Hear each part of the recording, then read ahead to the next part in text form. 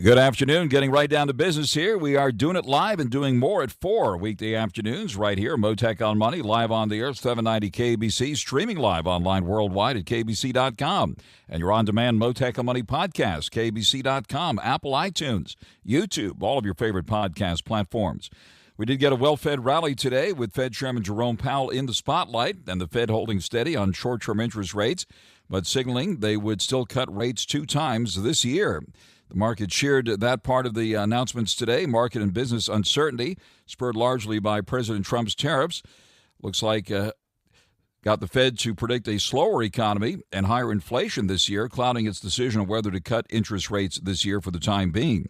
In all this, the Dow saw a closing gain of 383 points, following yesterday's 260-point drop and the more than 300-point gain we saw on Monday. We've seen triple-digit moves every day this week. Today, on the upside, the S&P 500 up 61 to 5,675, and the NASDAQ up 247 points, 17,751. The yield in the 10-year note at 4.24%.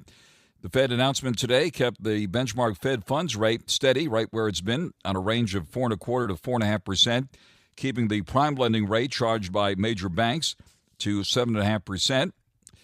At the end of the day, it looks like traders like that the Fed kept the outlook for a couple of rate cuts this year. We'll take a closer look at the Fed decision, the announcement today, as well as the news conference from Mark HAMRICK. He'll be joining us, bankrate.com, and he frequently participates in the Fed chairman's news conferences in Washington. What's the latest business buzz in reaction to all this in downtown Los Angeles? We'll get an update live this hour from NELLA McOSKER, the president and CEO of the Central City Association of Los Angeles. In all this, we saw cryptos get a rise today ahead of the Fed rate decision and after it as well. Right now, Bitcoin hovering just below 86,000. Doge up to 17 cents again, and Ethereum right now back above 2,000. Right now in your money, the markets, the economy, today's Fed meeting, gold kissing new highs, and the whole works now. Joining us live is Jim HAUSBERG, Managing Director at Hightower Advisors, the HAUSBERG Group in beautiful Beverly Hills. Jim HAUSBERG, thank you very much for taking the call here this afternoon. Hey, it's a pleasure to be with you, Frank, and your listeners.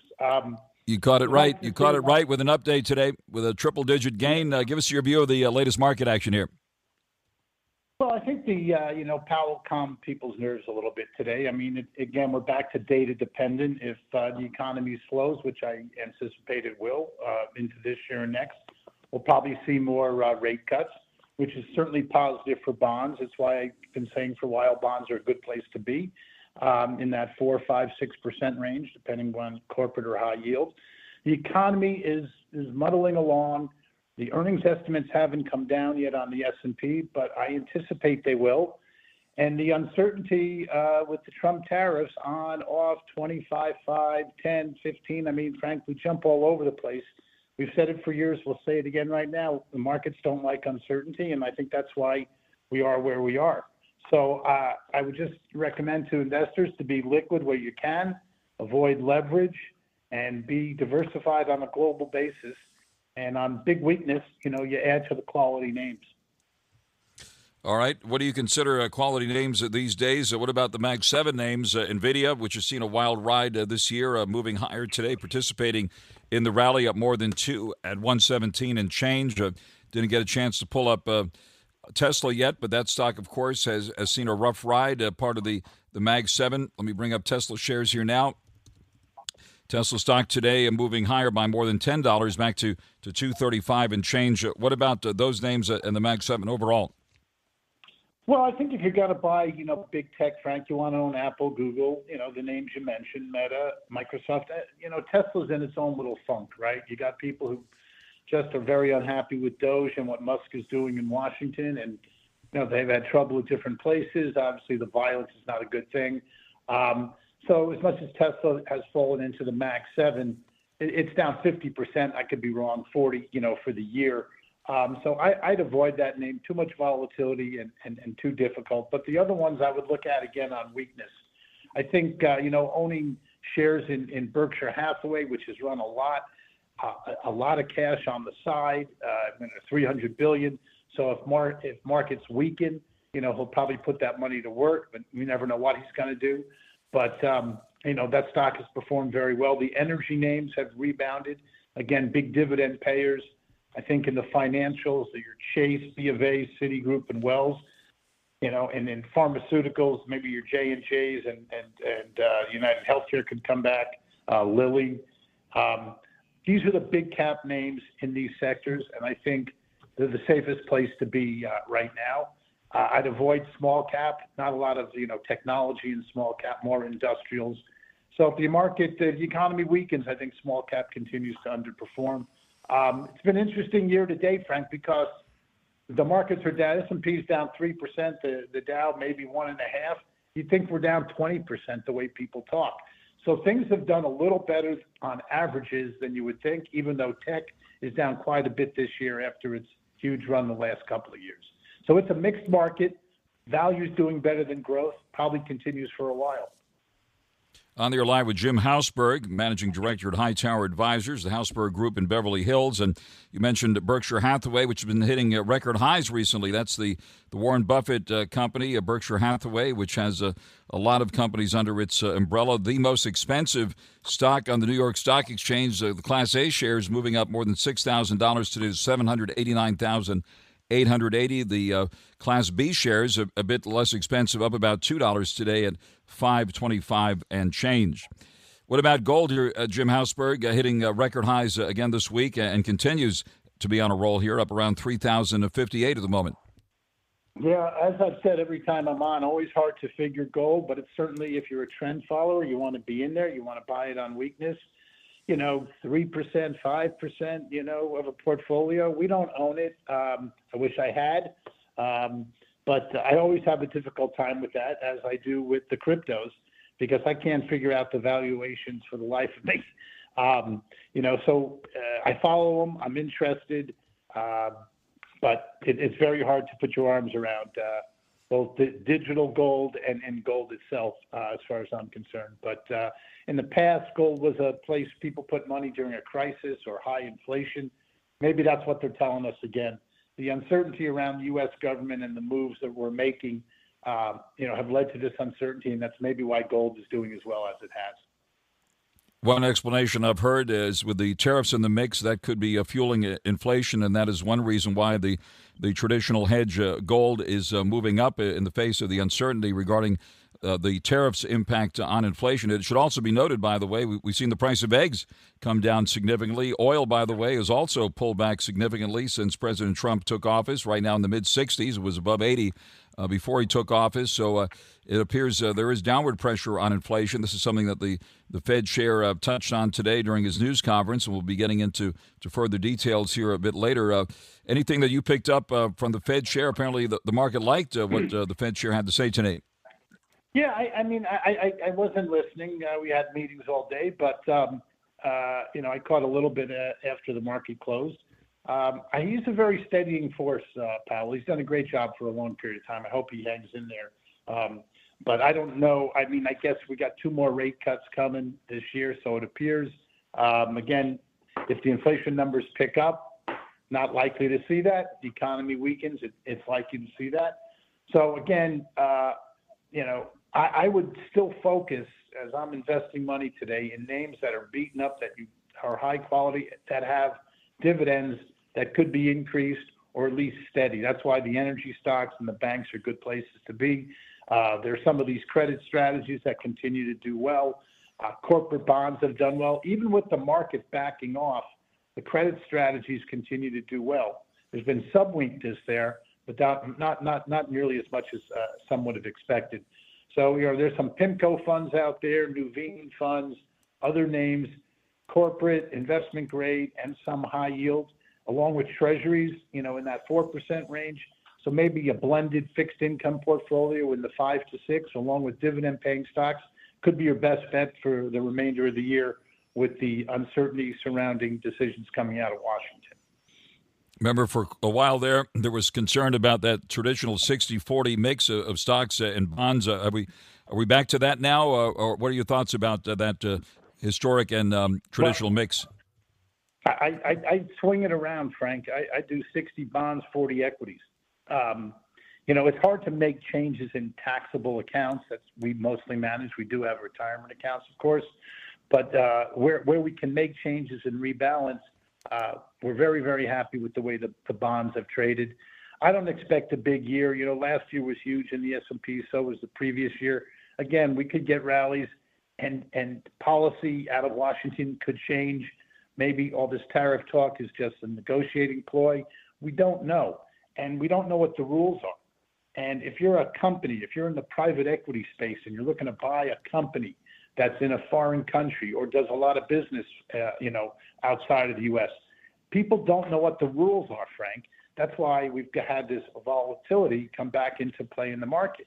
It's very hard to play this game when you don't know what the rules are, and I think that's the big mistake coming out of Washington.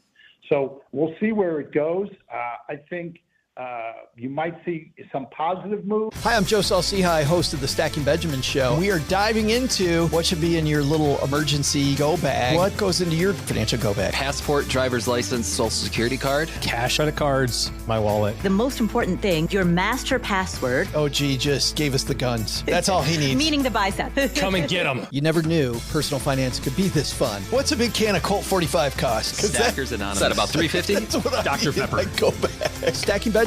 Follow and listen on your favorite platform. By the Trump and the Trump administration, if markets continue to weaken. But then again, I just said markets are only down 3%. After the run we've had the last couple of years, it's not down that much, even though there are individual sectors that are much worse off than the overall market. So I would stay diversified.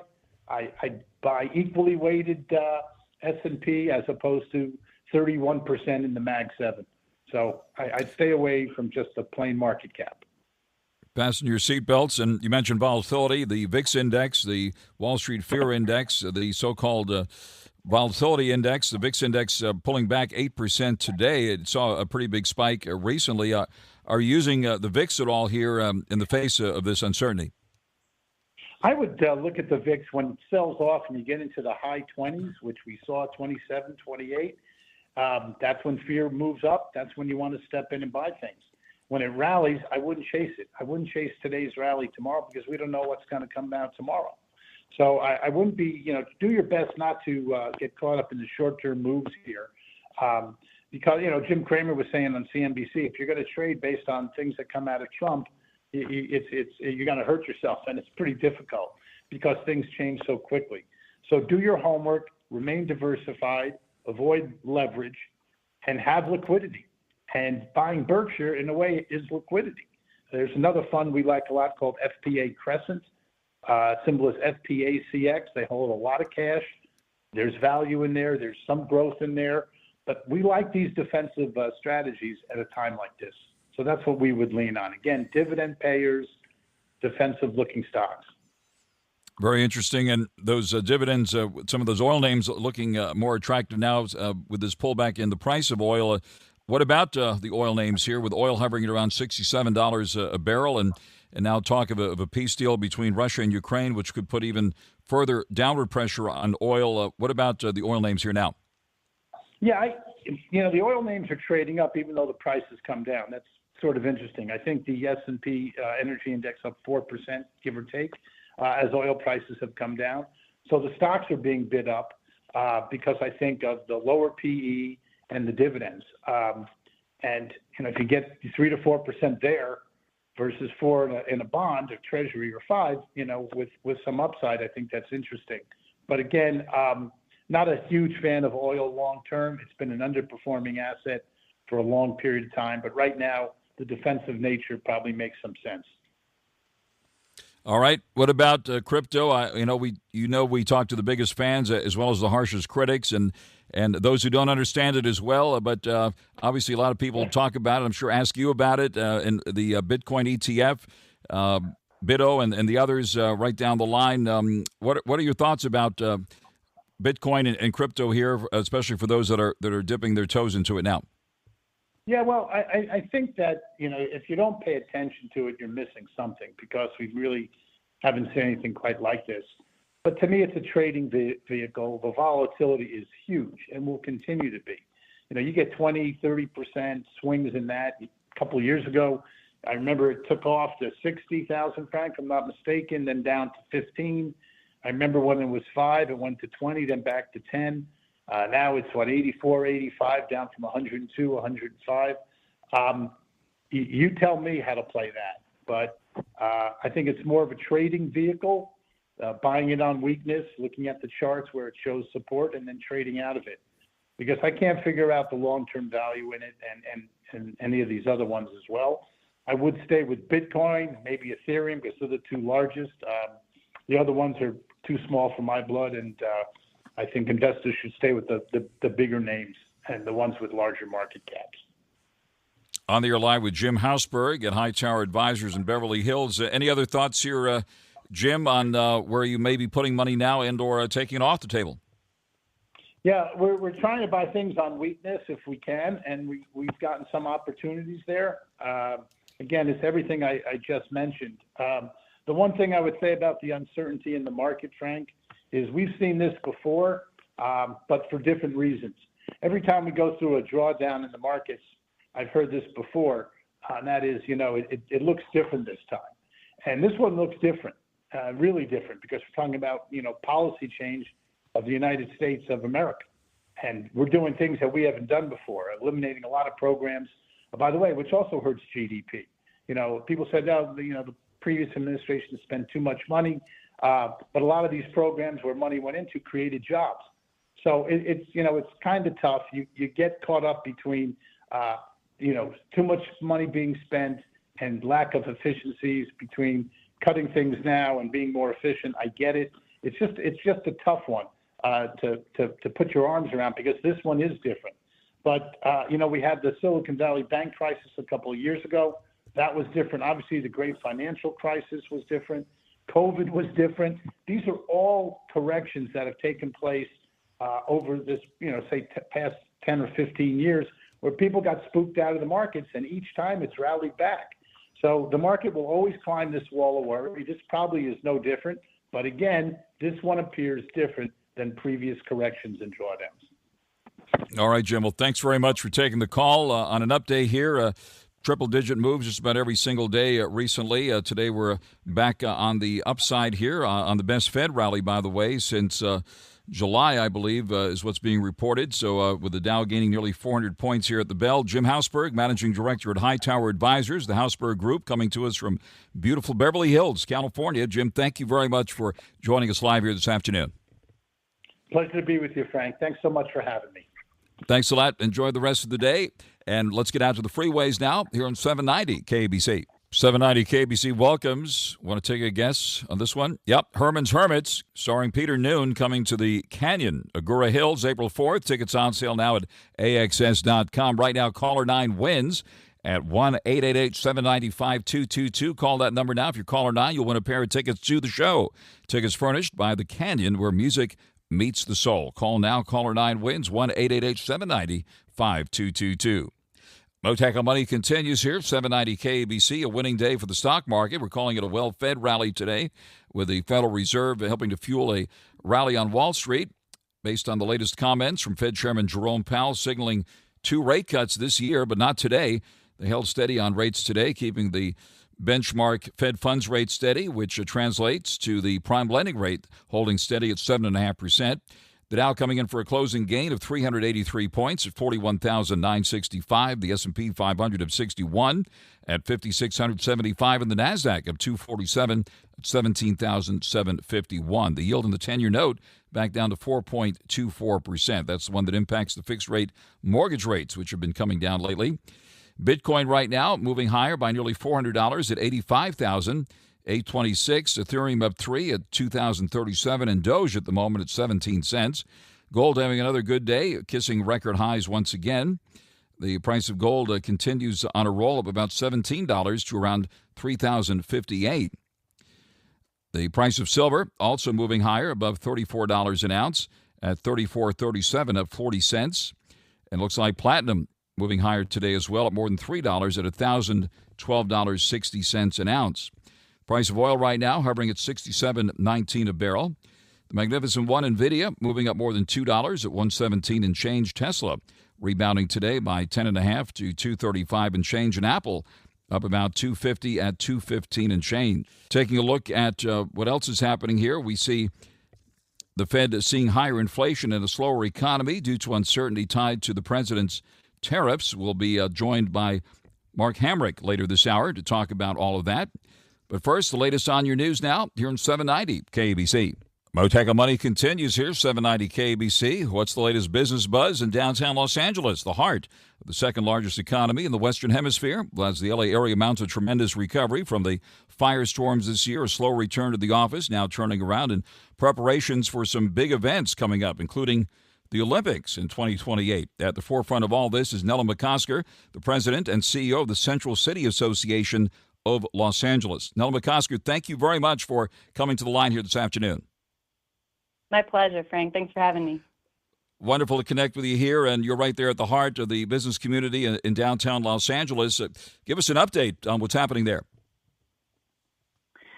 Downtown is certainly challenged.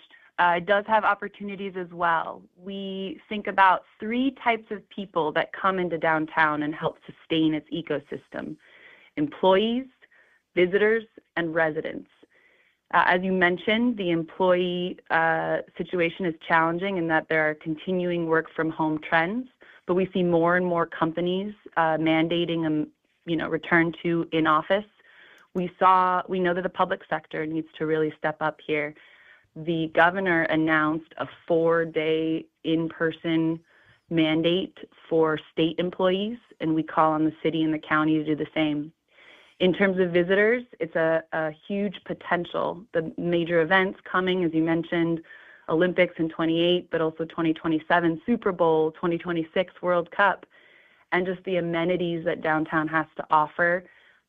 And many folks from around the Los Angeles region, even who come into this section of the city. In 2024, 2.7 million visitors who live more than 50 miles away stayed overnight in downtown. They probably caught a show or a game or visited a museum that is offered in downtown. And so we want to keep on doubling down on that huge potential. Finally, residents, massively growing residential population. I don't think it's well known that there are almost 100,000 residents in downtown Los Angeles, and its next wave is going to be continued growth in the residential market, which we are at the forefront at CCA. That's very interesting, and certainly having interacted with your predecessors over the years during the renaissance of downtown Los Angeles, we had many conversations about all of the places that were renovated, the lofts and new apartments that were being built there and all that. Any new construction there as far as apartments or condos are concerned, and what's the outlook for residences there in downtown Los Angeles? Hi, I'm Joe Salciha, host of the Stacking Benjamin Show. You want financial independence, don't you? You want to know how all this stuff works instead of these little sound bites? Listen to some finance people on the radio, and they're like, oh, you're stupid. Because people fall in this trap all the time. You don't deserve to have money. You're buying a lot of air. Interest sucks. Oh, the horrors. You never knew personal finance could be this fun. Subconsciously, I now feel rich. Oh, geez, like, I'm out of here. Revolution over. We won. Yeah. Deuces, everybody. Stacking Benjamins. Follow and listen on your favorite platform. I'm glad you mentioned that wave of adaptive reuse projects, because it's exactly right. In the late 90s and early aughts, we saw the conversion of old buildings into housing sort of hit new lofts that flocked, many young residents to live in downtown.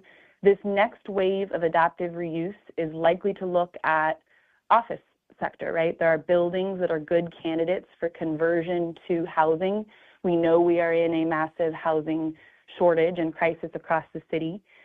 Downtown delivered 22% of the new housing inventory in the city over the last decade, despite being less than 2% of its total land area. So downtown continues to be the best place to build with density, to have access to transit, restaurants, bars, a really exciting scene, and it's going to be the new wave of downtown's future. Very interesting. And, of course, one unfinished project there. I know you were on Channel 7 the other day talking about this. This is a story that we've been following here, of course, very closely for quite some time. The so-called Graffiti Towers, the unfinished billion-dollar Chinese ocean-wide plaza project. What is the latest on that, and will the project ever get finished? Will it be torn down, cleaned up? What's your best understanding of what's happening there right across from Crypto.com Arena? It's too important a space to sit empty as it has, and as well as being a safety issue, it's unacceptable. We do need to figure out how to resolve this before these major events. We're going to have thousands and hundreds of thousands of visitors in the city center. It is a great space in its location next to Crypto.com Arena and LA Live in the convention center. And it is a frustrating symbol of the kind of neglect we've seen in downtown. So too important to sit empty, critical that it gets resolved. It is a complicated situation challenged by international markets and bankruptcy. So every tier, essentially, of government ought to weigh in on this, because a private solution, while we still hope there is one, probably will necessitate public action. You mentioned at the beginning the challenges. Certainly, that is one of them there in the heart of downtown LA, the Oceanwide Plaza project. But on the issue of crime and homelessness, certainly big challenges in downtown as well. What is your message to city leaders to tackle those big issues, especially with all the big events coming up there? It's important to differentiate between issues of public safety and crime and homelessness. On the issue of crimes and, retail theft, the importance of investing in LAPD, Footbeat Patrol. We saw that pre-pandemic, the Central Division, which covers most of downtown for LAPD, had a record high of 400 officers. That is now essentially slashed in half. We must increase Footbeat to increase safety in downtown. Now, an understanding, too, that someone experiencing a mental health crisis who's displaying violent action or making someone feel unsafe is a piece of this as well in someone's experience walking the streets of downtown. That is where much more coordinated, comprehensive solutions are necessary. I recently participated in the Homeless Count, which is an annual way in which the community can try to count and capture the number of individuals who are living on our streets. I did it in Skid Row. Skid Row is absolutely staggering and an unacceptable policy that we've allowed to continue in the heart of our city.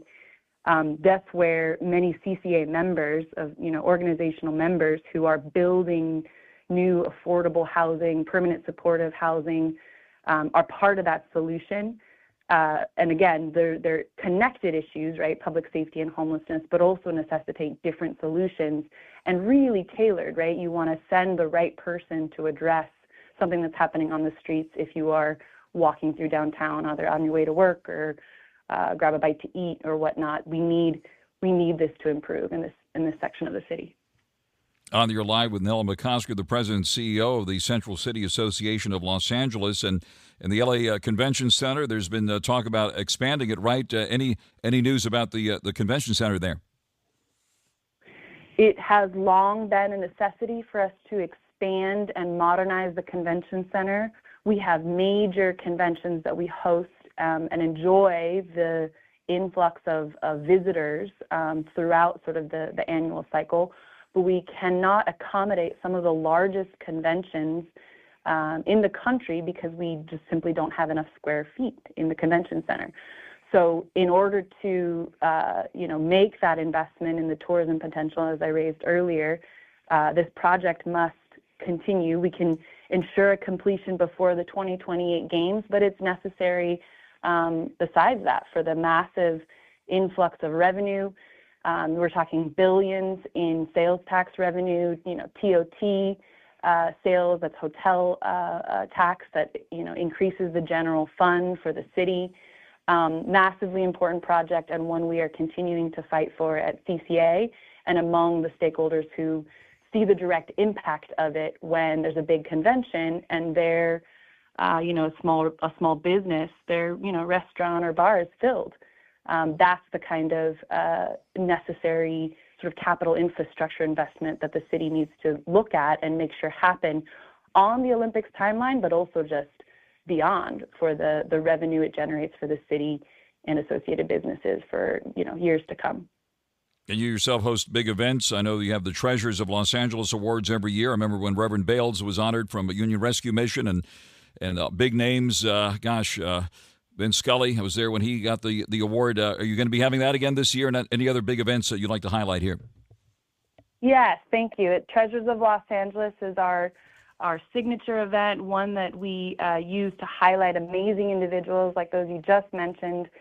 This year, we will be honoring Father Greg Boyle of Homeboy Industries, Dr. Michael Crow, the president of Arizona State University, as well as the Los Angeles City and County Fire Departments for their remarkable bravery that we saw on display earlier this year. It's going to take place on June 4th at the Music Center's Jerry Moss Plaza in downtown at 6 p.m. We welcome those who are interested in attending or supporting us to visit our website, ccala.org, for more information. And thank you, Frank, for acknowledging those past individuals that we've honored at Treasures and the many treasures of Los Angeles that we have in our midst. Well, if you don't mind, I'm going to bestow a treasure award to you right now. You're a treasure here, Nella. Thank you very, very much for taking the call here, and look forward to many more updates from you on what's happening there in downtown Los Angeles. And thank you very, very much for joining us live here this afternoon. Nella McOSKER, the president and CEO of the Central City Association of Los Angeles, live with us here on Mottek On Money on 790 KABC. Mottek On Money continues here, 790 KABC. A well-fed rally on Wall Street today. The Dow powering up, nearly 400 points at the closing bell. The S&P 500 of 61 and the NASDAQ of 247. This after the Fed held the line on short-term interest rates today, but signaled two possible cuts this year.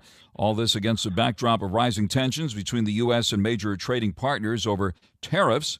A lot of uncertainty, too. Let's get the latest now from Mark HAMRICK, who is the Bankrate Senior Economic Analyst and Washington Bureau Chief, and I believe attended today's news conference by Fed Chairman Jerome Powell. Mark HAMRICK, thank you very much for coming to the line here this afternoon. Good to be with you, Frank. Yes, I was there. Wonderful. Take it from the top and tell us what happened there, since you were right there in the front row. Well, obviously, first of all, interest rates obviously did not change, and very little changed with respect to the outlook for interest rates.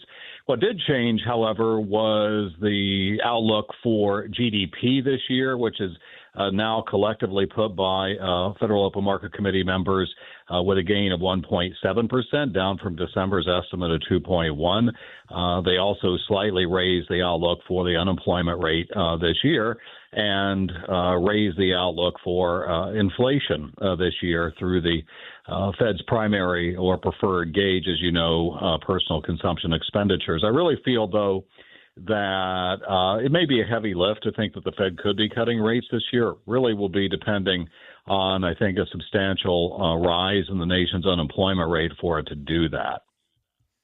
Very interesting. And the Fed chairman did, though, signal that we could see two rate cuts. Is that your understanding?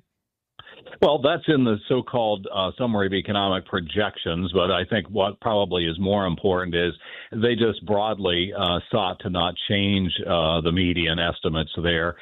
There were some individual FOMC members who indicated that there may be fewer than that this year. But Frank, here's the main thing. When the Fed is really paralyzed, and that's, I think, what they are at this very moment, because they're concerned about the outlook and don't feel like they have a high degree of confidence. So at one point, Chairman Powell said, I don't think any economic forecaster has a high degree of confidence in their forecast right now. I think they just want to be prepared for any eventuality, whether it's a weakening of the economy, whether there is a so-called one-time price adjustment because of tariffs. And they like the fact that the federal funds rate is where it is, because it's still restrictive. If they even needed to raise interest rates, they could do that. But right now, it's sort of just a wait-and-see attitude on their part. Did you have a chance to get some questions in there today? I did not today. I certainly had plenty ready, as per usual. So We'll just have to keep that powder dry for next time. Absolutely. I was waiting for you, and I just want to make sure I didn't miss it. So I know you did have a chance to ask him a question, but certainly when you do ask a question of the Fed chairman, you realize that you could potentially move the markets, right? Do you think about that? Well, it actually happened last time, previous news conference. I asked him a pretty in-depth question about cryptocurrency, and we actually saw crypto move as a result of it. It certainly wasn't my intention. Isn't that something did crypto come up today? And did you have anything to say about Bitcoin and the other cryptos here? That was not on the agenda today. I feel like, as you know, Frank, the news cycle is sufficient these days that between the risk to the economic outlook, risk to inflation, risk to economic growth, that was not on the agenda. When we asked him about it last time, he basically said that it's something that banks are looking at on an increasing basis because there is interest in this asset class, so to speak, on the part of essentially everyday people. Should be noted, we've seen egg prices come down. We've seen the oil prices come down. What is fueling the inflation that they foresee? Is it tariffs or what's fueling their inflation concern? Well, clearly, he expressed that tariffs are a part of the risk here, and they have noted that with the Beige Book survey, which is released 2 weeks before this meeting, that a number of business contacts had indicated that they were already raising prices in anticipation of tariffs. He also noted that we've seen a reversal of the disinflation or falling prices in goods prices, which had previously sort of moved to the background of the inflation picture where services has been dominating that. And so that's really the last thing they want to see is both services and goods prices rising. And of course, that's exactly what will happen if all this tariff business gets passed through the economy, especially if we get into the situation where we have the reciprocal tariffs on the part of our trading partners in the U.S. responding in kind. And briefly, we heard from the Treasury Secretary recently that he said no reason for recession. President Trump said he can't rule out a recession. What about on the recession question, briefly?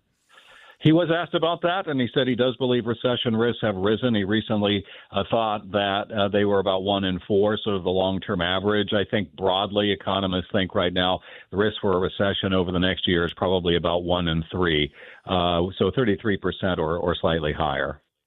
Mark, thank you very much for that comprehensive update following the Fed Chairman's news conference today in Washington. That is Mark Hamrick at Bankrate.com, live with us here on Mottek On Money on 790 KBC. Stay tuned now for the 790 KBC News Blitz. I'll be back with more at 4 tomorrow afternoon right here on 790 KBC. Expert entrepreneur Ed Milet is on a mission to max out your life. So many of you have dreams in your life and you don't go touch them. You've got to begin to touch your dreams. It's time to get laser focused on peak performance. I'm going to give you very unique habits that I do on a daily basis. Say no more. Have deadlines in your life. Go to work. And become the best version of you. Take a day and serve that mission. The Ed Milet Show. Max out. Follow and listen on your favorite platform.